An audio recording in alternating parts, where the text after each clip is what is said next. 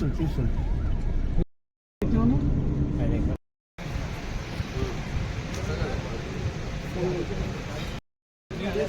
Backlog ఉంటే మళ్ళీ reloading పోవాలంటే రైతులు అన్లోడింగ్ ఆకపోవడం వల్ల ప్రాబ్లం అవుతుంది.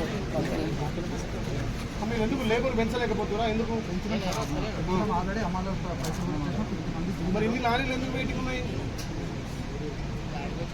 మలేషా నమస్తే. అలానే మనం మిల్కాడికి వచ్చి మన మిల్కాడ దిగుతలేవు, లేబర్ లేరు, అక్కడ వరుస వాళ్ళు రాలేదు అని అంటున్నారు. ఎందుకు మరి 20 లారీలు పెండింగ్ ఉంటే ఎట్లా రైతులకు? ఎట్లా ఇంకా లారీ దొరుకుడే కష్టం అంటే 3 రోజులు మిల్కాడ లారీ ఉంటే ఎట్లా అన్లోడ్ అవుతుంది? రైతులు ధాన్యం ఎప్పుడు వస్తుంది?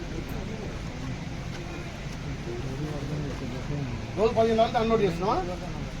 మనం ఎన్ని లారీలు చేయాలి రోజు? అవును, లేబర్ పెట్టి రోజు 20-30 లారీలు చేయాలి. ఏముంది, మనకేం ప్రాబ్లం ఏముంది? నేనేమంటున్నా, మీ గతంలో కూడా అక్కడ అధికారులతో మాట్లాడి మేము మిల్లుకి ఇచ్చినాం.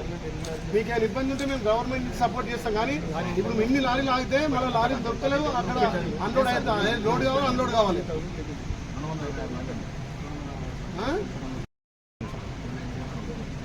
ఇప్పటికీ స్టార్ట్ అయింది, ఇంకా 2 రోజులు లేబర్ అంటే ఎట్లా? ఒకసారి ఎంపీ గారు మాట్లాడు. సమస్య ఇప్పుడు మన పరిస్థితి ఏంటి? ఇప్పుడు మరి 14 లారీలు దింపితే మనం రోజుకి అంటే ఎన్ని టన్నులు దింపుతున్నాం రోజుకి? మనం ఇక్కడ అక్కడ డిసైడ్ చేస్తుంది. వ్యవసాయ అధికారులు అక్కడ డిసైడ్ చేసి చెప్తారు. కరెక్టే సార్. అది కామన్ అంటేనే దించుకుంటారు. ఏ మిల్లర్ అయినా ఏ గ్రేడ్ అంటే దించుకుంటారు. కామన్ అంటేనే దించుకుంటారు. గిన్నెలకు 20 రూపాయలు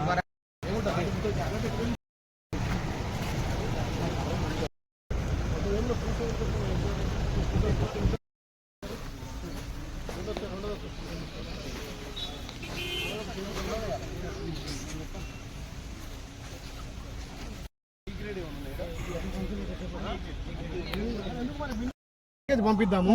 వీడికి ఎవరు చూస్తున్నాడు? ఎవరు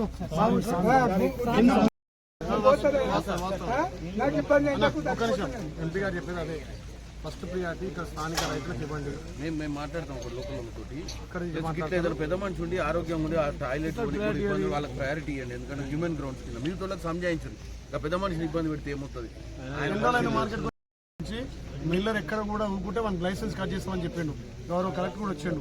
రోజు 20 లారీలు తీసుకుంటాడు, 10 లారీలు తీసుకుంటే 10 లారీలు వెనక పోతున్నాయి. దానికోసమే లారీలో మాట్లాడి అక్కడ మిల్లర్తో మాట్లాడి ఇక్కడ రైతులకు ఇబ్బంది కావద్దు. ఈ ప్రాంత రైతులు ఫస్ట్ అమ్మినాక అక్కడ వాళ్ళు తీసుకున్నాం. కానీ స్థానిక రైతులు ఫస్ట్ ప్రియారిటీ ఇచ్చి ఆ రైతులకు అందరు కొందాం.